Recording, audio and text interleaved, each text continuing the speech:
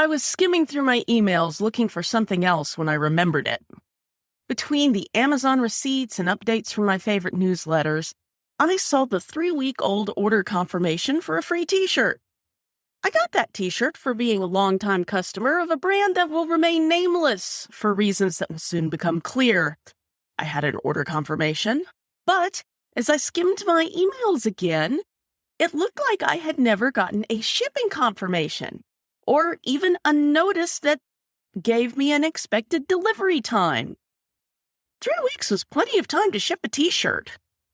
What was up here? Welcome to the Kind Leadership Challenge, where I empower educational and library leaders like you to detox your organizations. I'm Sarah Clark, founder of the Kind Leadership Guild. My PhD in higher ed leadership, my experience coaching, consulting, and presenting to library leaders all over the world, and a career working in academic libraries from the front desk to the dean's office taught me that leaders don't have to be perfect to build a better world. And now I want to share those same lessons with you. Here's the deal. You give me the next few minutes of your day. In return, I'll share short stories and simple challenges designed to heal yourself and your school or library so you can get back to making the impact you wish to see in your communities. By embarking on each week's challenge on your own or with the community of over 1,000 kind leaders in our private Facebook group, you and your team will begin growing humanely, managing effectively, and partnering collaboratively. And your school or library will build a more informed and educated world along the way. How to successfully navigate challenging conversations so that you can heal your team culture and acquire the resources you need to thrive? Mastering Challenging Conversations is a free set of checklists where I show you how to apply the 3 core principles of kind leadership to planning, conducting, and moving forward from a challenging leadership conversation. Just go to kindleadershipchallenge.com/conversations, enter your email, and start having the conversations that will make you and your organization burnout-proof, heal your team's culture, connect your organization to the resources you need to thrive, and impact your community for the better. Again, just head on over to kindleadershipchallenge.com/conversations to learn more and get your free guide. So, back to the case of the missing t-shirt. For whatever reason, I semi-consciously started working through a framework that I've been developing around emotional self-care for kind leaders. It has 4 steps: feel, forgive, trust, and nurture. Step 1, feel. I checked in with myself to see what I was feeling and if there were any big emotions I needed to process. Now, I was mostly feeling irritation, but some curiosity. This missing t-shirt wasn't a big deal in the scheme of things, but I did want the t-shirt. So nothing really needed to be felt more fully for me. Second up, forgive.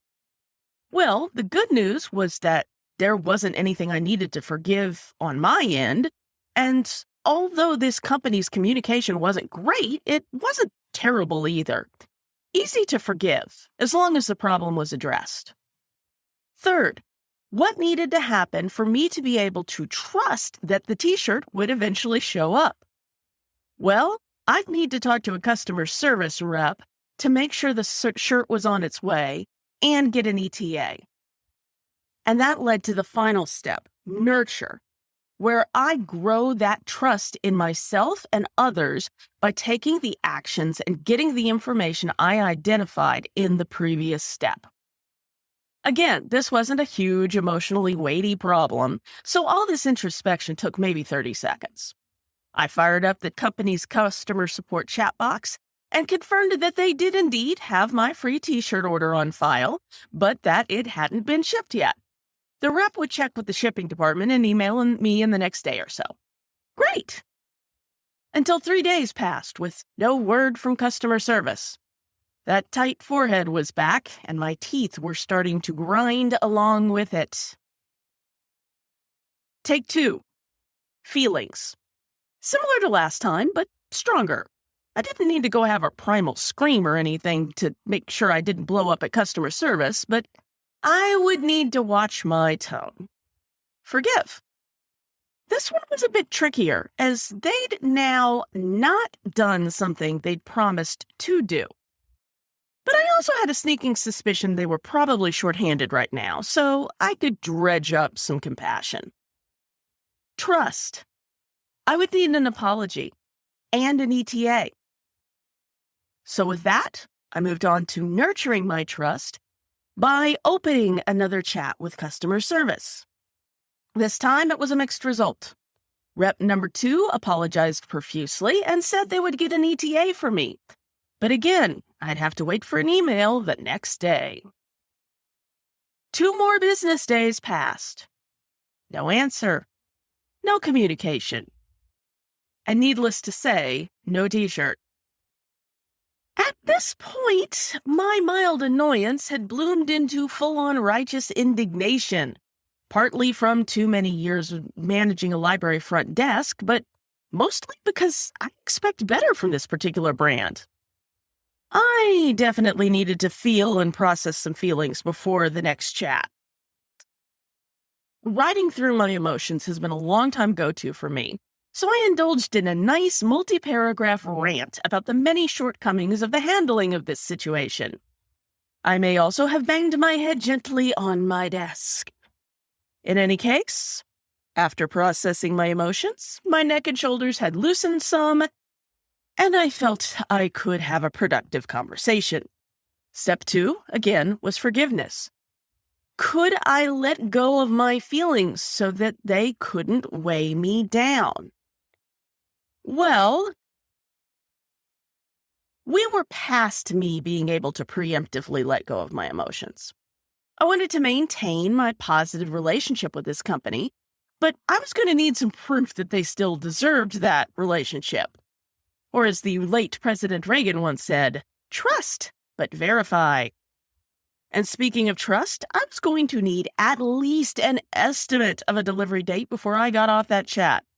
And if they couldn't offer one, I would ask to be escalated or transferred to someone who could give me that estimate. So I took a deep breath, made sure the most intense of my emotions had flowed through me and wouldn't spill out in the chat, and contacted customer support again. Rep number 3 promptly told me something that would have saved me 2 extra chats and some annoyance, but I suppose I wouldn't have had this podcast anecdote either. As soon as that rep heard my tale, he informed me that there was a 2-month shipping delay on the free shirts due to supply issues. And like that, my fury evaporated, though I was still a bit miffed that reps number 1 and 2 hadn't told me that.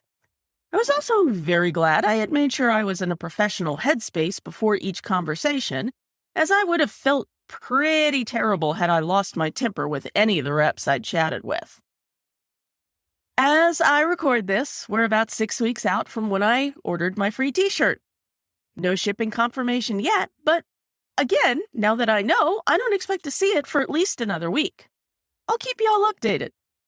But between now and then, for the rest of this week, I'm going to be sharing some more thoughts on feeling, forgiving, trusting, and nurturing in my daily emails. Head over to kindleadershipchallenge.com/conversations, and not only will you get the Mastering Challenging Conversations checklist, you'll get my daily questions and mini challenges. I'll also be talking about the Feel, Forgive, Trust, Nurture cycle in the Challenge Facebook group. So if you want a more interactive experience, you can go to kindleadershipchallenge.com/community. The choice is yours. Thanks for listening and for taking action to become a kinder leader. If you found this week's episode insightful, give it a rating or review. Or even better, tell your fellow leaders. Never doubt that day by day you're building a better world, even if you can't see it yet. So until next time, stay kind now.